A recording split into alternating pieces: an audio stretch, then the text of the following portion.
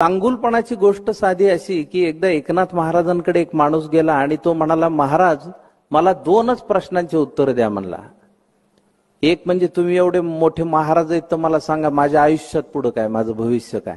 आणि दुसरा प्रश्न, लोकांनी तुमच्यावर टीका केली, तुम्हाला शिव्या घातल्या तरी तुम्ही हसतमुख कसं राहता, त्यांना कसं काही बोलत नाही. ते एकनाथ महाराज म्हणले, तुझ्या पहिल्या प्रश्नाचं उत्तर असं आहे की तुझं आयुष्य ह्याच्यानंतर 8च दिवस राहिले. त्यांनी पटकन नमस्कार केला, निघूनच गेला. तो पुढचा प्रश्नाचं उत्तरच ऐकलं नाही.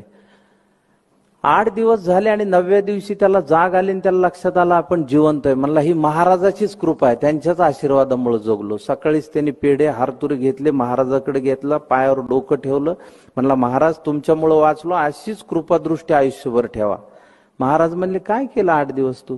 काही नाही म्हणला, सगळ्यांशी चांगलं वागलो, बायकोला मारलं नाही म्हणला 8 दिवसात. काय नाही, पोरं कोणत्या वर्गात जाते ते माहित झालं म्हणला. भावाबरोबर जमिनीच्या तुकड्याचं भांडण होतं, त्याला देऊन टाकला तुकडा, घे म्हणलं, आयला मरायचंच आहे आपल्याला, काय करायचं. महाराज म्हणले कसं वाटलं? फार चांगलं वाटलं महाराज.